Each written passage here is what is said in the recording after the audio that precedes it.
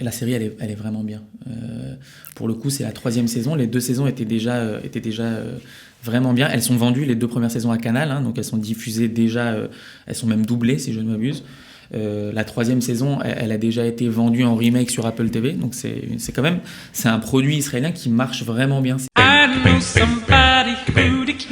Sortez, respirez, c'est le Quality Time. Vous le connaissez, il s'appelle Zachary Fakiel. Il est comédien, mais il a aussi beaucoup d'autres cordes à son arc, artiste, musicien.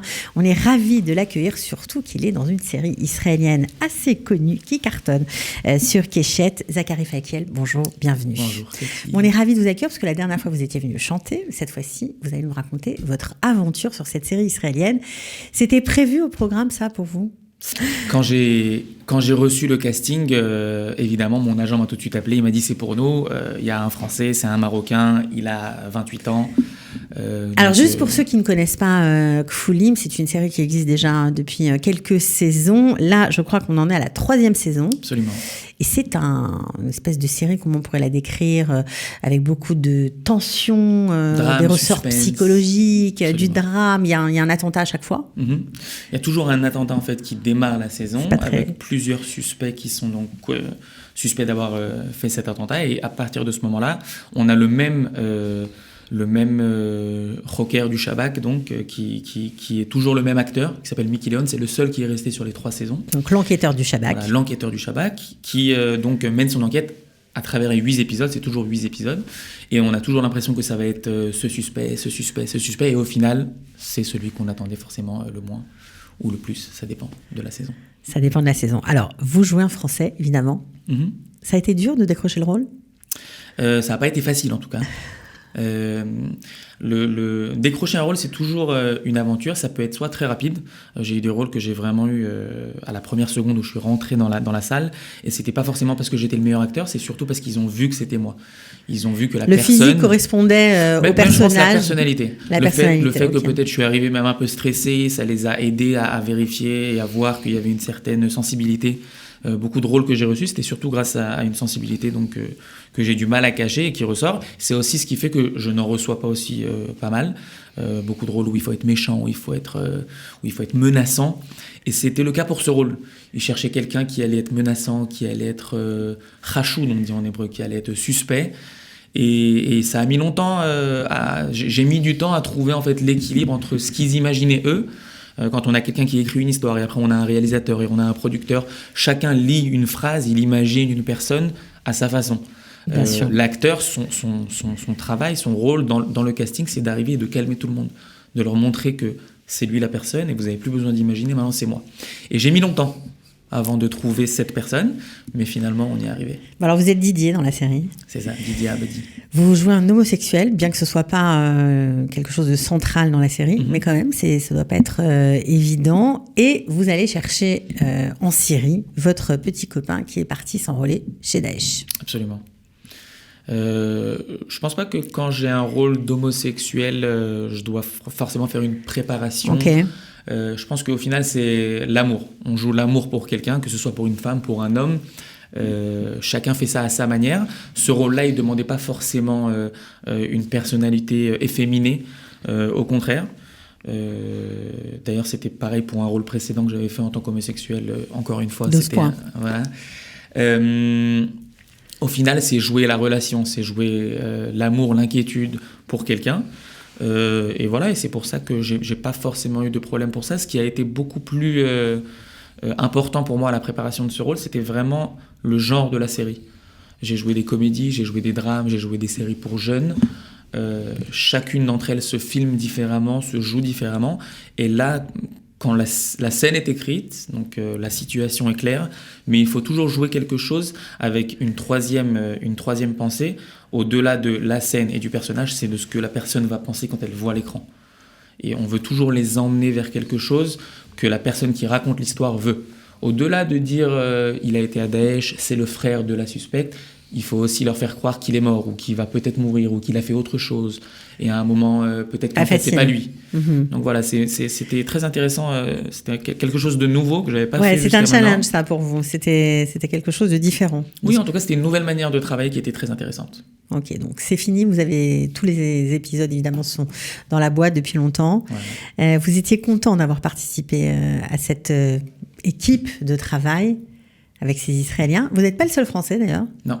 Shani Aviv, qui est une des rôles principales de cette saison, qui fait d'ailleurs un travail incroyable. C'est 3 femmes qui sont au devant de cette saison. Ce sont 3 suspectes. Une Russe, Lena, qui est une amie à moi aussi que j'ai rencontrée donc, sur le set, et Romi Aboulafia, très grande actrice aussi, très très douée. Et c'est elle en fait qui mène cette série à côté de Mickey Léon, qui est donc l'enquêteur du Shabak. Shani, qui est ma sœur dans la série. Et c'est assez marrant puisque nos parents se connaissent depuis très longtemps. Donc voilà, c'était facile de jouer son frère, du coup. Ça devait être plus facile. Shani, ouais, elle en donne beaucoup, donc c'était très intéressant. Et oui, ça s'est fait assez naturellement. Alors, c'est un métier pas facile parce que, comme on le sait, il y a beaucoup d'élus, enfin peu d'élus, beaucoup d'appelés. Pas toujours simple de gérer l'attente. C'est un métier où il y a énormément d'attentes. J'imagine qu'avec le corona, tous les tournages qui s'est arrêté, ça aussi, ça devait pas être simple à gérer. Comment vous avez fait personnellement? Moi, j'ai commencé en fait un petit peu à l'envers. Moi, je voulais pas forcément être comédien. Les choses se sont un peu passées telles quelles que voilà, je suis arrivé à cette école de théâtre qui était une très bonne école et j'ai été reçu alors que je voulais pas. Et après, je suis rentré dans une agence au milieu de ma 2e année alors que je voulais pas. Et après, j'ai fait 2 castings et je les ai reçus les 2 alors que je voulais pas et je les ai faits finalement. Ça veut dire j'ai pas du tout eu le début du métier d'acteur. Ouais. Tout s'est passé, tout est arrivé alors que je voulais pas. Et après, quand j'ai fini l'école, d'un coup, j'ai ressenti ce que c'était le métier d'acteur. J'ai compris en fait dans quel métier je m'étais lancé. J'ai compris ce que c'était d'attendre 1 an pour avoir un rôle.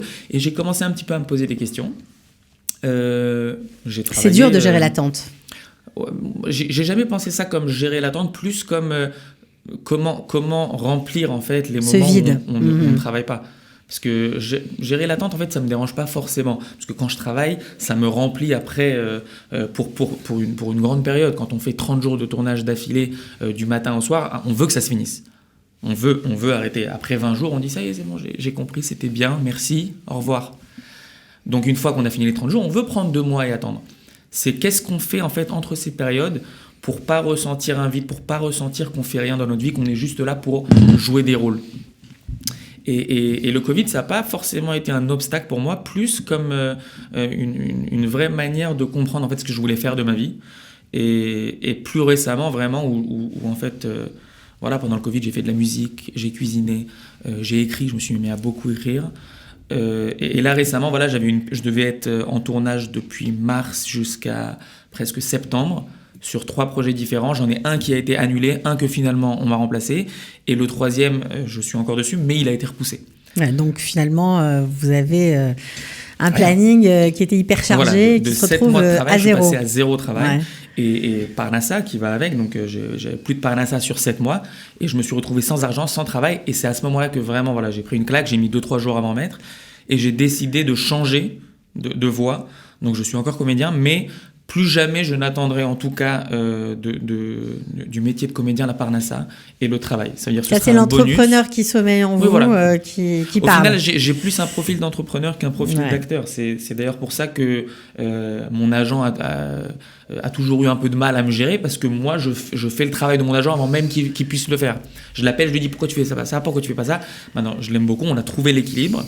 Mais aujourd'hui, je sais que quand bien même et j'espère que ça arrivera, j'aurai du travail tout au long de l'année en tant que comédien, je veux faire d'autres choses. Je veux écrire, c'est une manière de m'exprimer. Je veux raconter des histoires. Je raconte des histoires à travers la musique, à travers des histoires que je vais écrire, que ce soit une série ou un film, à travers des rôles que je joue dans des personnages qui ne sont pas moi, et j'ai la possibilité donc de raconter l'histoire de quelqu'un d'autre, que ce soit à travers la nourriture, à travers des plats que je fais, où je trouve vraiment une forte créativité. Vous êtes vraiment un touche-à-tout, vous cuisinez, vous en avez fait même un concept. Il paraît qu'on peut venir 1 fois par semaine manger chez vous, c'est vrai ? C'est vrai. jusqu'à 10 personnes dans mon jardin à Tel Aviv. Donc vous nous invitez. C'est Kacher, on c'est peut Khalavi venir. au Bassari, vous pouvez venir. Je suis prêt, ça y est. On se connecte sur votre page Facebook ou sur Instagram et puis on s'inscrit. Bah oui, alors, à bon entendeur, salut. Ça risque d'être très sympathique. Bon, en tout cas, vous avez vraiment une personnalité. On vous adore, franchement, ici. C'est pour ça que on a plaisir à vous rencontrer et surtout à montrer, ben voilà, que c'est possible de très bien réussir son alia. Moi, en tout cas, j'appelle notre alia une alia réussie. D'ailleurs, j'en parle beaucoup. J'en parle à travers les histoires que je raconte, à travers cette série que j'ai commencé à écrire. Où vraiment, voilà, je parle d'une personne qui a fait son alia et qui n'a pas réussi, qui a été bloquée, et d'un autre qui arrive et en 2 secondes, c'est un poisson dans l'eau. Je pense que l'alia, elle a vachement changé avec les années qui passent. Plus les gens arrivent aujourd'hui, plus déjà, voilà, la place des Français est quand même beaucoup plus, acquérie. C'est-à-dire les Français ont déjà une place qui est quand même beaucoup plus grande qu'il y a 15 ans. Et aujourd'hui, voilà, de plus en plus... La société israélienne s'habitue à avoir des Français un peu partout. On commence à faire partie de la société. Et moi, mes enfants, Bezrat Hashem, ils seront israéliens, mais ils seront aussi français. Les enfants de ma sœur sont déjà des Israéliens, mais qui parlent français. Donc, dans vos futurs projets, finalement, j'ai dit vous, hein, bon, c'est pas grave, il y a beaucoup de questions identitaires sur l'identité israélienne, l'identité française, comment on mélange les deux, comment on vit avec ça. Dans votre musique, c'est pareil, parce qu'il y a un album là, je crois, qui va sortir moitié en français, moitié en hébreu. Vous êtes vraiment l'exemple parfait d'une intégration. Non, mais c'est vrai, d'une intégration réussie où voilà, ces questions identitaires qui sont quand même essentielles quand on change de pays, quand on vient ici, parce qu'on vient en Israël, on va pas à Madrid, on va pas ailleurs. Il y a quand même des raisons profondes qui font que les gens, décident de s'installer ici. Vous en parlez avec beaucoup de délicatesse dans tout ce que vous faites, et ça, c'est vraiment très appréciable. Je pense que c'est grâce à mes parents. Il faut que je fasse une petite dédicace à mes parents, parce que c'est vraiment mes parents qui, depuis qu'on est arrivé en Israël, et depuis le premier jour, et toujours d'ailleurs, et mon père et ma mère n'ont jamais rien lâché, ils ont vraiment insisté, je crois que je l'avais déjà dit par le passé, pour qu'on soit dans une école israélienne, alors que c'était dur à l'époque. On est arrivé les Valon Hashnia en 2006, il y a eu la grève de 3 mois, on a eu toutes les raisons d'aller à l'école française. Moi j'avais 14 ans, ouais. Et ils ont toujours insisté, ils ont toujours voulu, et c'est grâce à eux. C'est aujourd'hui mon frère, moi, ma sœur, c'est grâce à eux si on est dans cette situation, si on est aussi intégré. Et si aujourd'hui je parle de tout ça, c'est que par inspiration de mes parents. Ouais, bon, c'est tout à leur honneur, franchement. On va voir parce que vous nous avez quand même mis l'eau à la bouche, un petit extrait de Kfulim. Alors, je ne sais pas si on va vous voir dedans, mais en tout cas, est-ce que d'après vous, c'est une bonne idée, quand on ne parle pas l'hébreu, quand on n'a pas l'habitude de regarder du cinéma, des séries en hébreu, de commencer avec Kfulim, ou c'est un petit peu compliqué ? Non, c'est une bonne idée de tout regarder. Je pense que la meilleure manière aujourd'hui d'apprendre l'hébreu, et moi je peux dire que c'est comme ça que j'ai vraiment progressé. À l'école de théâtre, je lisais des textes en hébreu de Shakespeare qui étaient traduits en hébreu, donc c'était vraiment un autre hébreu. Mais pour faire le level d'en dessous, tout ce qui est à la télé qui est sous-titré en hébreu, pour les personnes qui arrivent un petit peu à lire, que ce soit en anglais, en français, ça fait progresser. Le cerveau tout de suite connecte en fait ce qu'on voit avec ce qu'on entend, et c'est vraiment une très bonne manière d'apprendre. Bon, puis au-delà de ça, elle est très chouette, la série. Et la série, elle est vraiment bien. Pour le coup, c'est la 3e saison. Les 2 saisons étaient déjà vraiment bien. Elles sont vendues, les 2 premières saisons à Canal, donc elles sont diffusées déjà. Elles sont même doublées, si je ne m'abuse. La 3e saison, elle a déjà été vendue en remake sur Apple TV. Donc c'est un produit israélien qui marche vraiment bien. C'est un des produits pour faire un drame qui est vendu à l'étranger, qui est diffusé sur Keshet à 21h après les infos. C'est votre premier prime time en fait en Israël. Ouais, c'est mon premier. Bon, écoutez, nous, on est super contents pour vous. Vraiment, bravo. Vous revenez quand vous voulez. Merci beaucoup d'avoir été avec nous et bonne chance pour la suite. Merci beaucoup. Ciao. Sortez, respirez, c'est le Quality Time.